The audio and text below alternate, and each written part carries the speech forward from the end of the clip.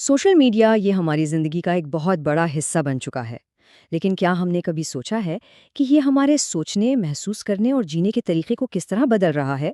تو آج آئیے اس اسکرین کے پیچھے جھانک کر دیکھتے ہیں کہ ہمارے دماغ کے ساتھ آخر ہو کیا رہا ہے۔ تو چلیے شروعات ایک بہت سیدھے سے سوال سے کرتے ہیں۔ یہ جو فون ہمارے ہاتھ میں ہے، جو دعویٰ کرتا ہے کہ وہ ہمیں پوری دنیا سے جوڑ رہا ہے، کہیں یہ ہماری اپنی انرجی تو نہیں چوس رہا؟ مطلب ہمیں چارج کرنے کے بجائے ڈرین تو نہیں کر رہا؟ یہ صرف ایک سوال نہیں ہے، بلکہ ہماری ڈیجیٹل زندگی کی حقیقت کو سمجھنے کی پہلی سیڑھی ہے۔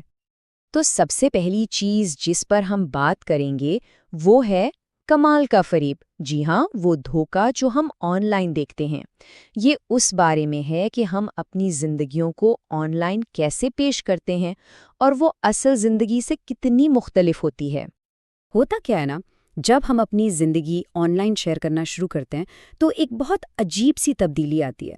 ہم اس لمحے کو جینے کے بجائے اسے ایک پروڈکٹ کی طرح پیش کرنے لگتے ہیں۔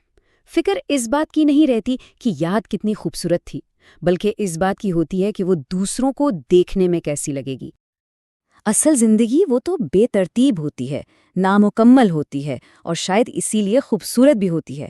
لیکن آن لائن ہم اسے ایک پرفیکٹ تصویر میں بدل دیتے ہیں، ایک ایسی کہانی بناتے ہیں جو بالکل مکمل، سوچی سمجھی بھی لگتی ہے۔ اصل میں ہم اپنی حقیقت کو ایک ایسے فریب کے پیچھے چھپا دیتے ہیں جو صرف اور صرف دوسروں کی واہ واہی کے لیے بنایا گیا ہے۔ ذرا سوچئے، ایک شاندار غروب آفتاب ہو رہا ہے، اسے محسوس کرنے کے بجائے ہماری ساری کوشش اس پر لگ جاتی ہے کہ اس کی پرفیکٹ تصویر کیسے لی جائے، اینگل کون سا ہو، رنگ کیسے نکھارے جائیں، فلٹر کون سا بہترین رہے گا، اور اس چکر میں ہم اس لمحے کی روح کو ہی کھو دیتے ہیں۔ ہر تجربہ، ہر لمحہ بس دکھاوے کا ایک موقع بن کر رہ جاتا ہے۔ اب یہ سب ہوتا کیوں ہے؟ اس کے پیچھے ایک نفسیاتی اصول ہے جسے کہتے ہیں پازیٹیو ری انفورسمنٹ۔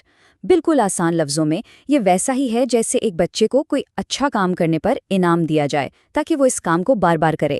سوشل میڈیا ہمارے دماغ کے ساتھ بالکل یہی کھیل کھیلتا ہے۔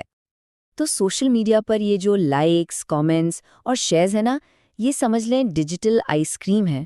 ہر نوٹیفیکیشن دماغ کو ایک چھوٹا سا انعام دیتا ہے، ایک ریوارڈ، جس سے ہماری خود اعتمادی کو فوراً ایک بوسٹ ملتا ہے، اور بس اسی عارضی بوسٹ کی تلاش میں ہم بار بار واپس آتے ہیں اور ایک کبھی نہ ختم ہونے والے چکر میں پھنس جاتے ہیں۔ یہ تو تھی ایک بات۔ اب آتے ہیں اس کے اگلے پہلو پر، جسے ہم کہہ سکتے ہیں موازنے کا چکر۔ مطلب یہ کہ سوشل میڈیا کس طرح حسد اور مقابلے کا ایک ایسا سلسلہ شروع کرتا ہے جو کبھی ختم ہی نہیں ہوتا، اور یہ چکر بالکل ایک زہر کی طرح پھیلتا ہے۔ پہلے کیا ہوتا ہے، ہم کسی کی چمکتی دمکتی پروفائل دیکھتے ہیں اور دل میں حسد کی ایک لہر اٹھتی ہے۔ پھر ہم اپنی پروفائل کو اس سے بھی زیادہ شاندار بنانے میں لگ جاتے ہیں، اور جب ہم یہ کر لیتے ہیں تو کوئی اور ہماری پروفائل دیکھ کر اسی حسد کا شکار ہو جاتا ہے۔ یہ ایک ایسی دوڑ ہے جس کی کوئی فنش لائن نہیں۔ اور یقین کیجئے، یہی اس کا سب سے خطرناک پہلو ہے۔ ہم اپنے لیے جینا چھوڑ دیتے ہیں اور دوسروں کو حسد دلانے کے لیے جینے لگتے ہیں۔ ہماری خوشی کا تعلق ہماری اپنی تسلی سے نہیں رہتا، بلکہ اس بات سے جڑ جاتا ہے کہ دوسروں کی نظروں میں ہم کتنے کامیاب ہیں۔ اس پوری صورتحال کو ایک جملہ بہت خوبصورتی سے بیان کرتا ہے: سوشل میڈیا اور حوصلہ افزائی یہ دو قدرتی دشمن ہیں، کیونکہ سوشل میڈیا صرف ہمارا وقت ضائع نہیں کرتا، بلکہ آگے بڑھنے کی جو ہماری اندر کی آگ ہے نا، اسے بھی بجھا دیتا ہے۔ تو آپ بات کرتے ہیں وقت کی، وہ چیز جو سب سے قیمتی ہے۔ سوشل میڈیا اس پر کیسے ڈاکہ ڈالتا ہے؟ یہ وہ قیمت ہے جو ہم روز ادا کرتے ہیں، اکثر بغیر محسوس کیے۔ دیکھیں، یہ وقت دو طرح سے ضائع ہوتا ہے۔ ایک تو وہ ہے جب ہم رات کو بستر میں گھنٹوں بے مقصد سکرولنگ کرتے رہتے ہیں۔ دوسرا، دن بھر میں وہ چھوٹے چھوٹے 5 منٹ کے بریکس۔ یہ 5 منٹ دیکھنے میں تو کچھ نہیں لگتے، لیکن جب آپ ان سب کو دن کے آخر میں جمع کریں نا، تو پتہ چلتا ہے کہ یہ تو کئی گھنٹے بن گئے۔ وہ گھنٹے جو ہماری بہتری، ہمارے رشتوں یا ہمارے سکون کے ہو سکتے تھے۔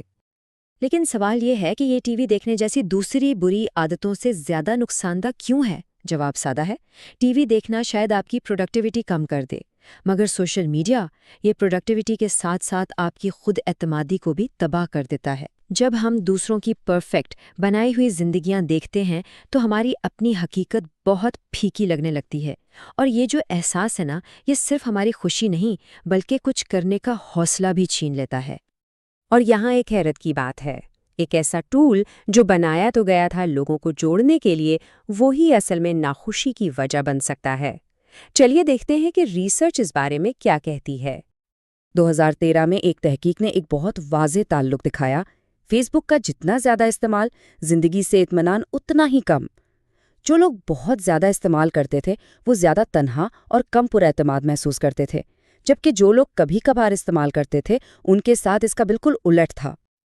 اور یہ کہانی صرف فیس بک ہی نہیں ہے۔ 2017 میں ایک اور ریسرچ ہوئی جس نے 11 الگ الگ پلیٹ فارمز پر یہی چیز دیکھی، انسٹاگرام سے لے کر لنکڈ ان تک، اور ہر بار نتیجہ ایک ہی تھا: سوشل میڈیا کا لوگوں کی خوشی پر منفی اثر پڑتا ہے۔ تو پھر سوال وہی ہے، اگر اس سے برا محسوس ہوتا ہے تو ہم رکتے کیوں نہیں؟ نفسیات میں اسے فوکاسٹنگ ایرر کہتے ہیں۔ مطلب ہمارا دماغ یہ امید لگائے بیٹھا رہتا ہے کہ شاید اس بار سکرولنگ سے خوشی مل جائے، لیکن ہر بار نتیجہ صرف پچھتاوا ہی ہوتا ہے۔ ہم ایک ہی غلطی بار بار دہراتے رہتے ہیں، ایک بہتر نتیجے کی چھوٹی امید پر۔ اور آخر میں بات کرتے ہیں رشتوں کی، ہمارے اصل حقیقی رشتے۔ سوشل میڈیا صرف ہمارے دماغ پر نہیں بلکہ ہمارے اپنوں کے ساتھ ہمارے تعلق پر بھی اثر انداز ہوتا ہے۔ ذرا اس منظر کو تصور کیجئے، آپ کسی دوست کے ساتھ لنچ پر ہیں، لیکن وہ پورا وقت اپنے کھانے کی تصویریں لے رہا ہے۔ وہ آپ کے سامنے بیٹھا ہے، لیکن اصل میں وہ وہاں ہے ہی نہیں، وہ اپنے فون میں ہے۔ اس کی مسکراہٹ آپ کی بات پر نہیں بلکہ اپنی پوسٹ پر آنے والے لائکس پر آتی ہے۔ یہی وہ لمحہ ہے جب حقیقی رشتوں میں ایک ڈیجیٹل دراڑ پڑتی ہے۔ اصل مسئلہ ترجیحات کا ہے۔ جب سینکڑوں آن لائن دوستوں کی توجہ کا مقابلہ آپ کے سامنے بیٹھے ایک حقیقی دوست سے ہوتا ہے تو جیت اکثر ڈیجیٹل دنیا کی ہوتی ہے، اور ہر بار جب ایسا ہوتا ہے تو ہمارے اصل رشتے کی بنیاد تھوڑی اور کمزور ہو جاتی ہے۔ تو اس پوری گفتگو کے آخر میں بس ایک سوال سوچنے کے لیے، یہ جو ہماری ڈیجیٹل زندگی ہے یہ ہماری اصل زندگی سے کیا قیمت وصول کر رہی ہے؟ کیا وہ چیز جو ہم آن لائن حاصل کر رہے ہیں واقعی اس قیمت کے لائق ہے جو ہم اپنی حقیقی زندگی میں چکا رہے ہیں؟